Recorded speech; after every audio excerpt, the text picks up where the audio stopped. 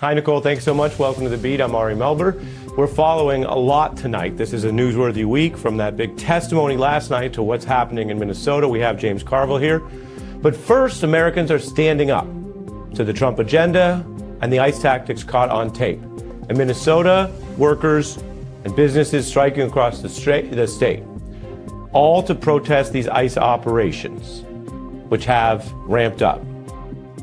Americans braving below freezing temperatures.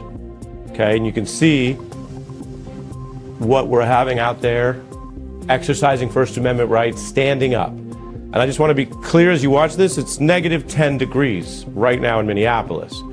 Meanwhile, people say, what do protests reflect? Sometimes they could be larger or smaller than public opinion, but here, the massive, strong revolt against Trump as we close the week comes with new numbers showing that people oppose most, if not all, of his agenda, and certainly the top items like how he's doing on Epstein or these ICE controversies. A year in, about half of voters say the country is worse off overall.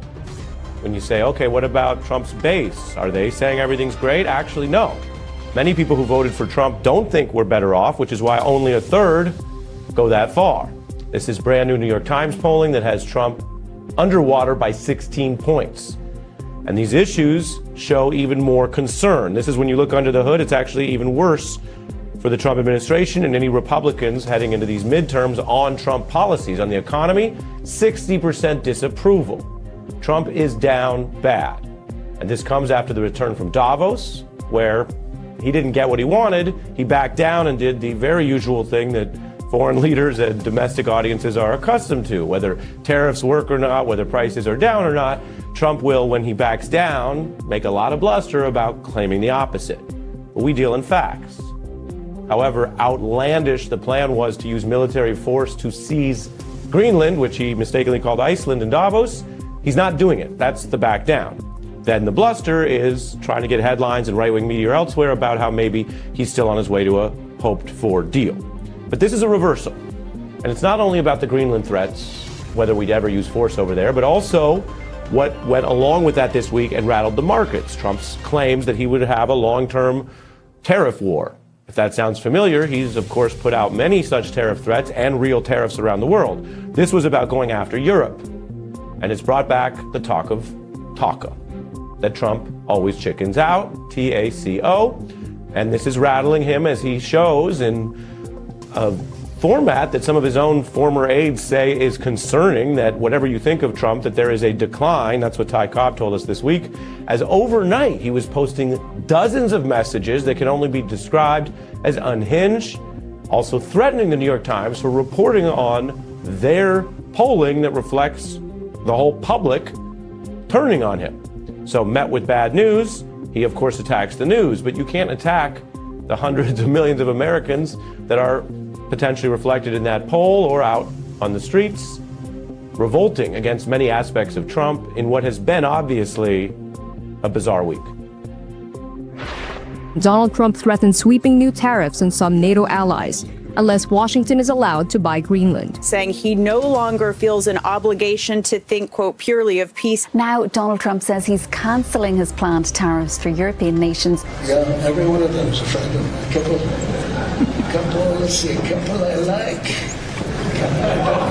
The number of Americans who disapprove of President Trump is nearing a new high. The people of the United States of America do not like what they see. They have issued a stinging rebuke of his presidency. We are now starting with James Carville, a legendary Democratic strategist who follows these things very closely, but hasn't necessarily seen a week like this, not with maybe presidents you've worked for. James, what is your headline for the week, the polling, and these protests tonight? Well, let's talk about Trump at Davos and his midnight nocturnal tweets. He's a flea-bitten dog baying at the moon.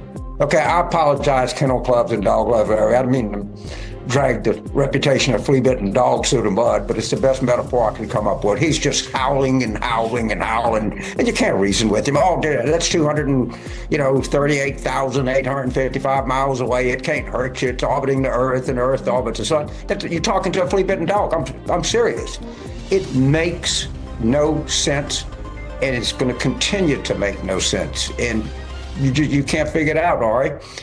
And the big news, if you look at your story in Minneapolis, the Republicans are going to claim they're going to have a midterm mini convention with Trump attending. They're going to go to Minneapolis, and he's going to try to provoke a race war. Listen to me.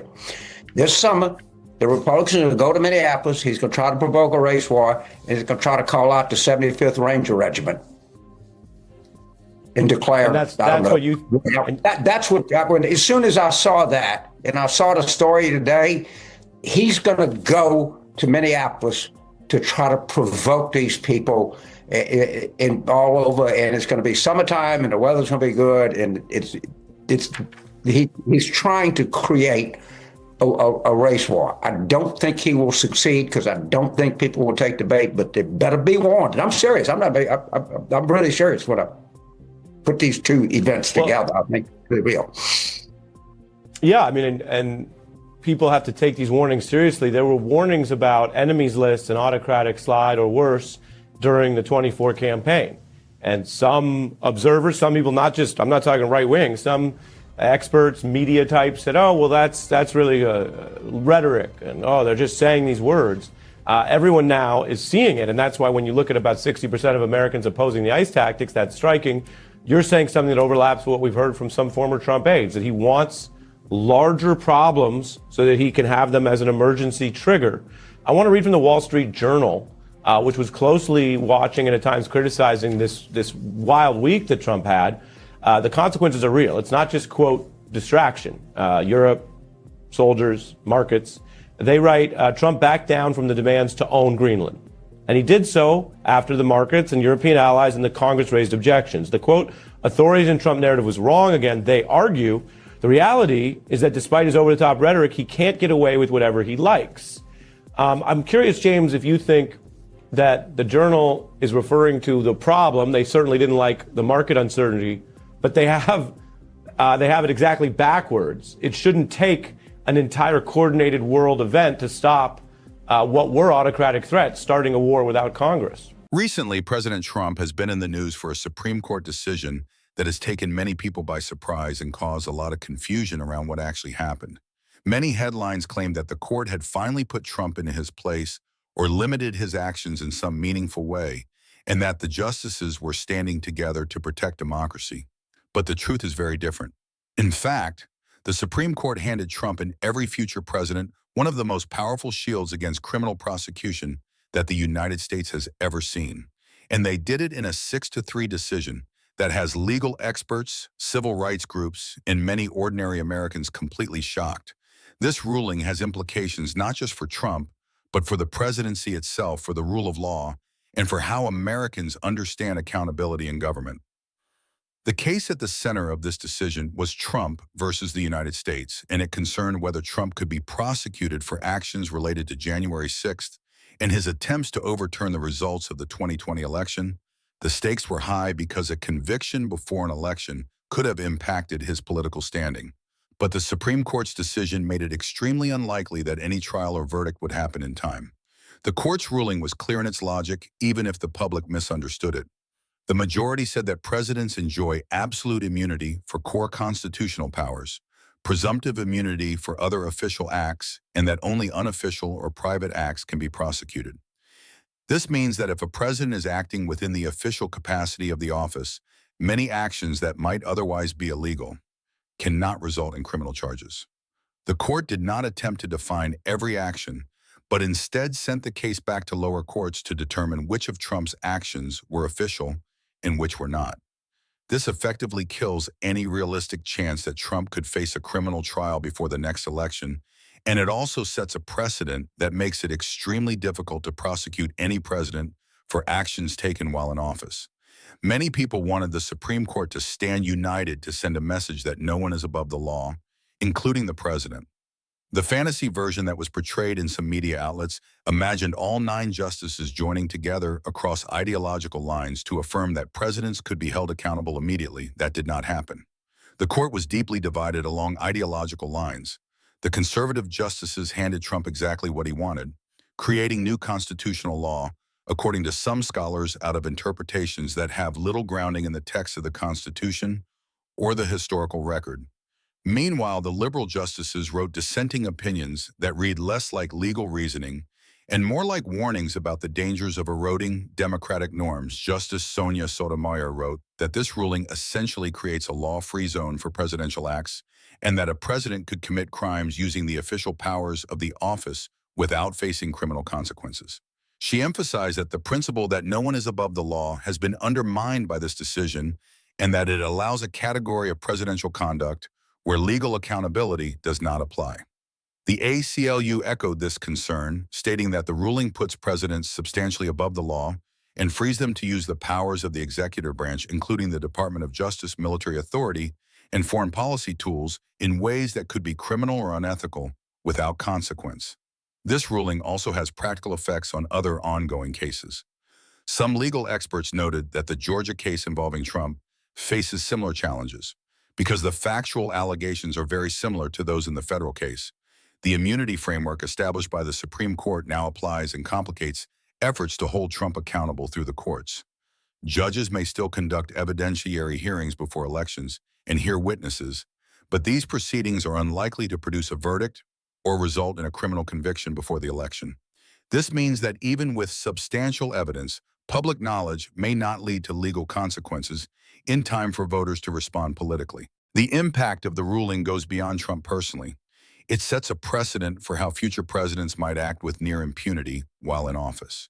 The combination of absolute immunity for constitutional powers and presumptive immunity for other official acts creates a significant legal shield that could allow any sitting president to engage in actions that might otherwise be illegal without fear of prosecution.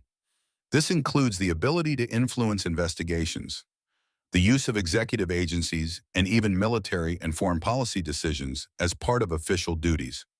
The ruling therefore raises fundamental questions about accountability in a constitutional democracy and how the balance of power between branches of government functions. When the executive branch is shielded from ordinary legal consequences, public reaction to the Supreme Court's decision has been intense. Many Americans have expressed disbelief or anger at what they see as a court that allows presidents to operate above the law. Some are concerned that this undermines the very foundations of democracy and could embolden presidents to act in ways that are harmful to the country. Both political parties have taken note, with some Democrats using the ruling to argue for reforms to limit presidential powers or to create additional safeguards. Others worry that challenging the ruling would require further court battles that may not produce different outcomes. The decision also sparked discussions about the role of media and alternative sources of information, because much of the public initially misunderstood the ruling and relied on headlines rather than reading the legal text or expert analyses. Legal scholars have debated the broader implications at length. They point out that the Supreme Court has now established a formal structure for understanding presidential immunity that did not exist in this way before. The ruling separates official acts from unofficial acts and makes unofficial acts the only avenue for criminal prosecution, but defines official acts broadly enough to include most actions a president might take in the course of governing. Some experts warn that this could allow abuses of power to go unchecked, while others argue that the ruling protects the president from politically motivated prosecutions that could destabilize the executive branch. The tension between accountability and executive stability is now a central question in American law and governance. The dissenting opinions remain significant because they provide a roadmap for future legal arguments and highlight the concerns of the court's liberal justices. They warn that by creating such a broad immunity for official act, the majority is effectively limiting the ability of the judicial branch to enforce laws against the highest office in the country. This has implications not only for criminal law, but also for civil law and the ability of Congress and other institutions to check presidential power. The debates that have followed the decision reflect deep anxieties about the potential for future presidents to use their office in ways that skirt legal or ethical boundaries. Trump's own messaging has taken advantage of the ruling. He and his supporters have framed it as a victory that protects the presidency and strengthens his political position. Many of his statements portray the decision as evidence that the judicial system supports his agenda and that he cannot be stopped from pursuing official goals, even if they are controversial or potentially unlawful. Critics argue that this interpretation misrepresents the broader consequences for accountability and sets a dangerous precedent where public trust in the legal system could erode over time. The Supreme Court decision also highlights the importance of understanding the distinctions between official and unofficial acts when evaluating presidential behavior. Lawmakers and legal professionals are now more focused on identifying which actions fall into each category and what evidence can be used to challenge immunity claims. This has made the legal landscape more complicated and created a high-stakes environment for prosecutors who wish to pursue cases involving sitting or former presidents. The public debate mirrors these complexities as Americans attempt to reconcile the ideal that no one is above the law with the reality of presidential immunity. In conclusion, the Supreme Court ruling in Trump versus United States has created a powerful legal shield for the president while raising serious questions about accountability, the limits of presidential power, and the balance of law in a constitutional democracy. It affects ongoing and future legal cases, makes prosecution of sitting presidents extremely difficult, and challenges Americans to think critically about the structure of government, the role of the courts, and the expectations placed on elected officials. This decision will likely influence how presidents act in office for decades to come and continues to fuel debate among scholars, policymakers, and citizens about the meaning of justice and the rule of law in the United States.